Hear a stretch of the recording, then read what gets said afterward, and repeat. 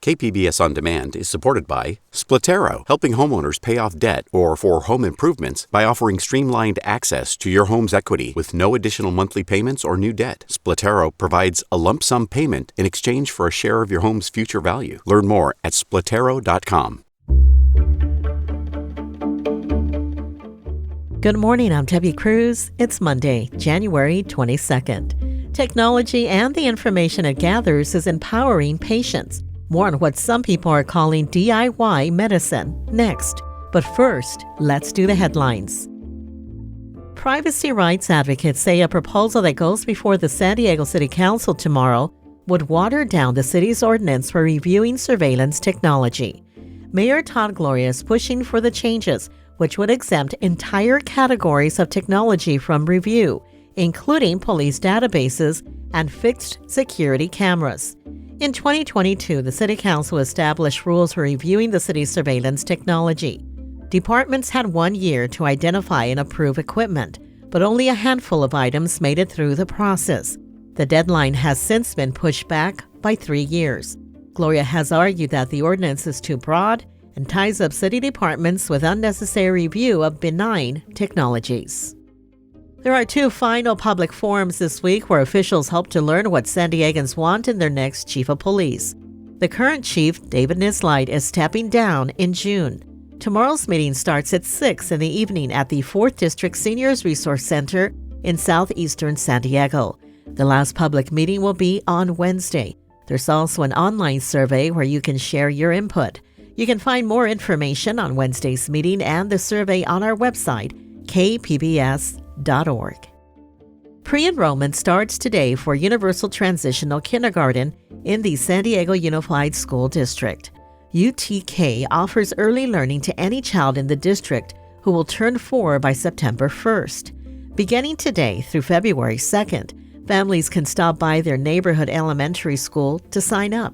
We want parents to feel welcome and not overwhelmed, and we want them to feel that their school is part of their community. And I think this enrollment process and shifting it to the school sites is really going to help with that. If a UTK spot is not available at their home school, parents will be offered enrollment at another nearby campus. From KPBS, you're listening to San Diego News Now. Stay with me for more of the local news you need. KPBS On Demand is supported by Splatero, helping homeowners pay off debt by offering streamlined access to your home's equity with no additional monthly payments or new debt. Splatero provides a lump sum payment in exchange for a share of your home's future value. Pre-qualification is available at splatero.com.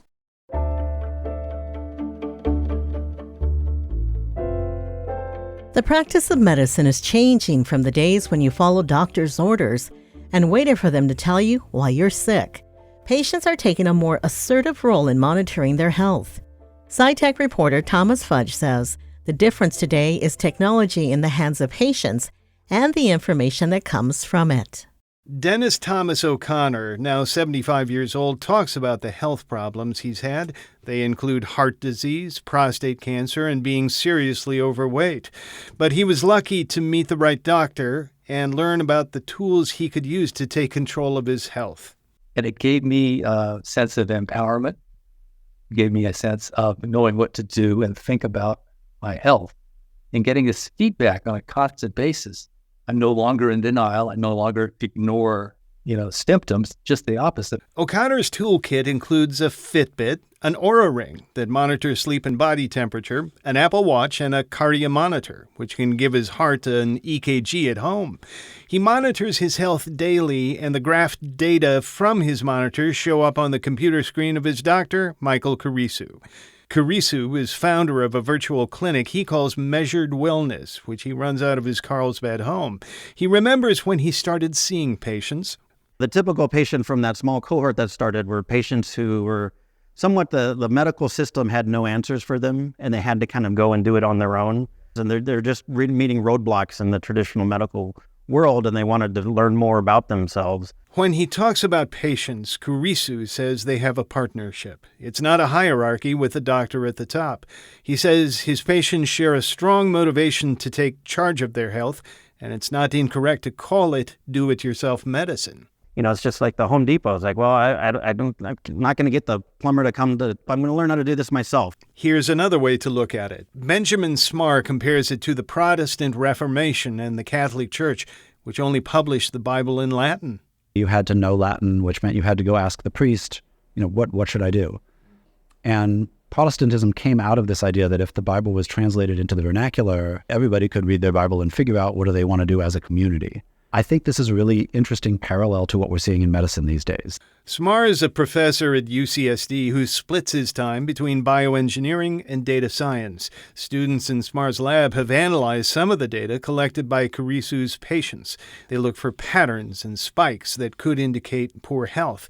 Smarr says medicine's old priesthood, the doctors, are entering a new relationship with patients, and he hopes that relationship will be supportive and respectful. The expectation that a doctor just magically knows the right answer for everything is totally unfair. That's not how we treat any other person.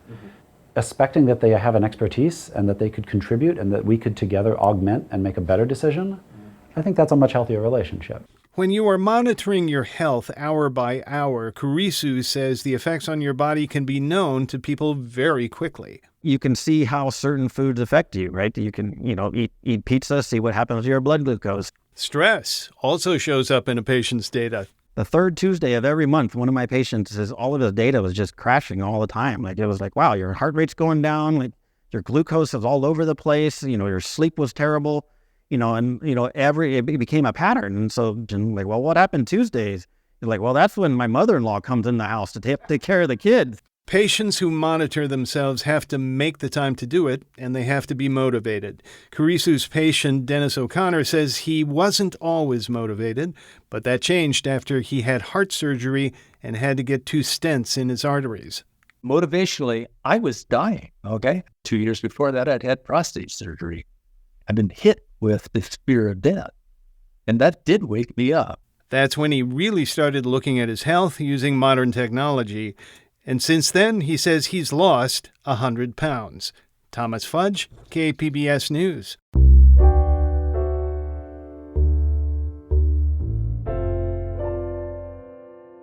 The U.S. Supreme Court will take up a major case about homeless encampments on the West Coast. As Chula Vista debates its own next steps on homelessness, reporter Corey Suzuki says that case is taking center stage. The question at the center of the case is whether it's unconstitutional for a city to ban people from camping on public property if they have nowhere else to sleep. In 2018, a federal appeals court said yes, bans like that are unconstitutional. But the Supreme Court could overrule that decision later this year. The debate has taken center stage in Chula Vista. The county's second largest city is still deciding how to regulate homelessness. Community advocate Sebastian Martinez says bans should be unconstitutional. He says the 2018 ruling has forced cities to add more resources for unhoused people. Chula Vista, I don't know that you'd see any projects related to creating shelter for unhoused people were it not for rulings like that. The debate in Chula Vista has also drawn in top law enforcement officials, like District Attorney Summer Steffen. At a recent city council meeting, she argued that the 2018 ruling should be overturned.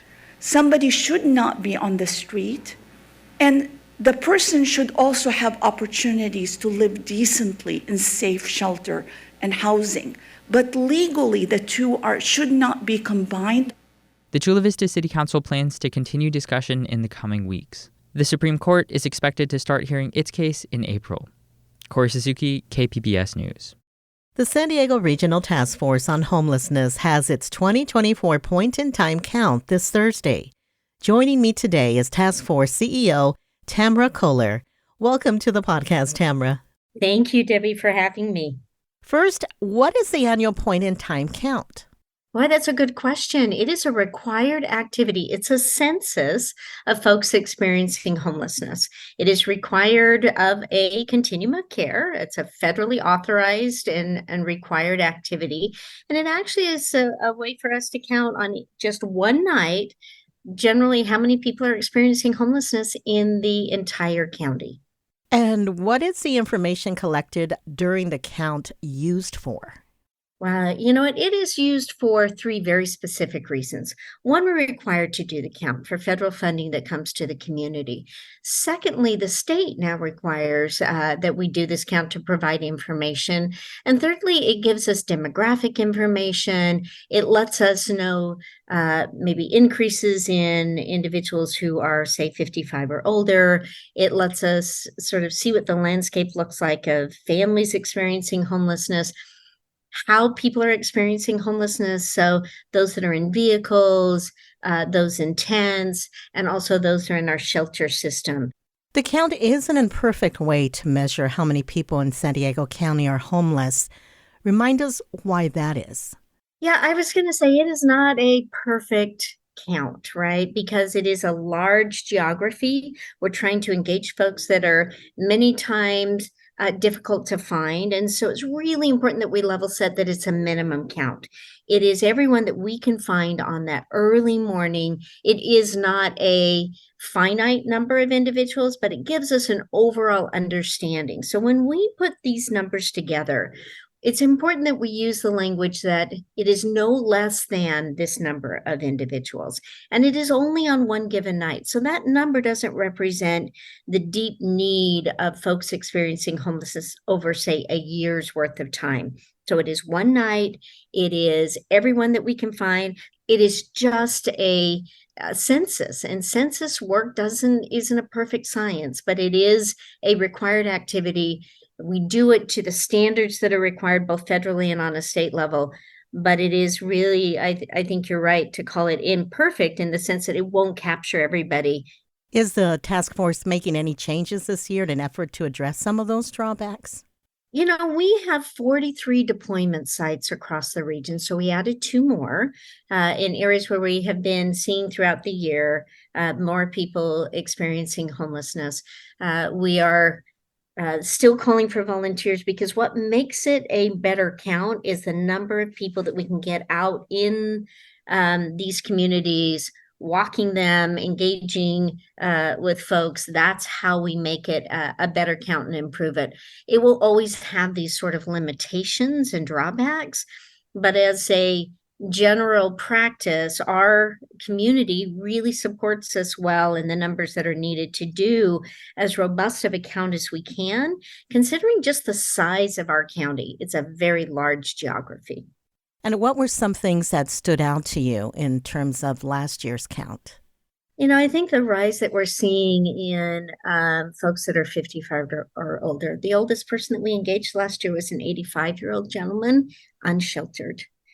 So we are seeing a significant increase. That's one of the advantages of the count. As imperfect as it is something that gives us important trend data. In the counts we started seeing a few years ago, a significant increase in folks 55 or older experiencing homelessness for the first time, many of them unsheltered, and also 2/3 of them having some form of a disability, a lot of that being a mobility issue. And so the data that we collect is so important for us to better understand how the populations are changing. We saw an increase in families last year as well. So we're really interested to see how that trend data will look this year as well. I've been speaking with Tamara Kohler, the CEO of the San Diego Regional Task Force on Homelessness. Tamara, thank you for all this information and for joining me on the San Diego News Now podcast. Thank you, Debbie. To sign up to volunteer for the count, go to rtfhsd.org.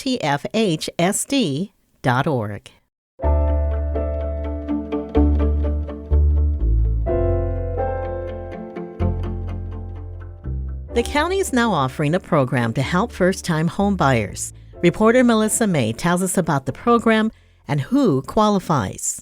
The County of San Diego's Down Payment and Closing Cost Assistance Program, or DCCA, is helping some San Diegans buy their first home. Felipe Murillo with Housing and Community Development Services says first-time homebuyers can use this deferred loan, valued up to 22% of the sale price, for a down payment and up to $10,000 in closing costs. The benefits of this are that you don't have to make a monthly payment. It's a deferred payment, so you don't pay until you sell the home, or if you want to refinance and pay the loan off early, you can do that as well. DCCA currently has about $2 million available until the end of June. The San Diego Housing Commission has more about the DCCA program and how to apply on its website, sdhc.org. Melissa May, KPBS News.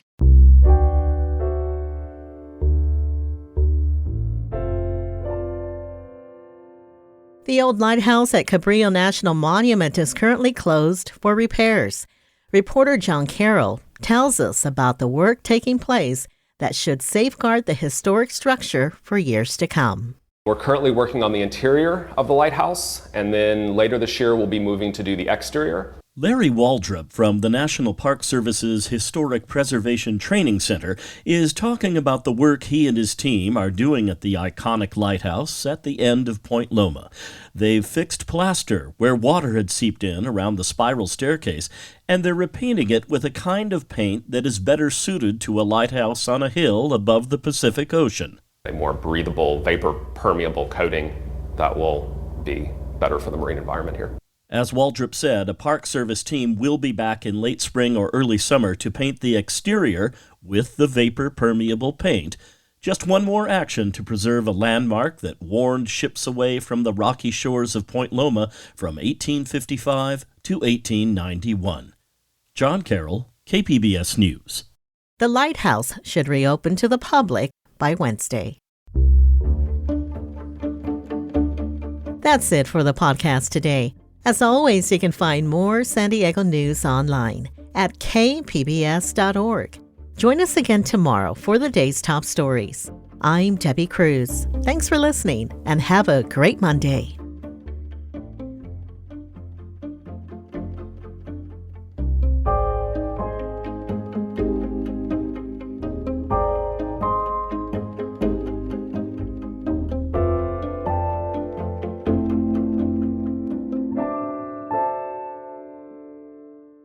KPBS On Demand is supported by Splatero, helping homeowners pay for home improvements by offering streamlined access to your home's equity with no additional monthly payments or new debt. Splatero provides a lump sum payment in exchange for a share of your home's future value. Pre-qualification available at splatero.com.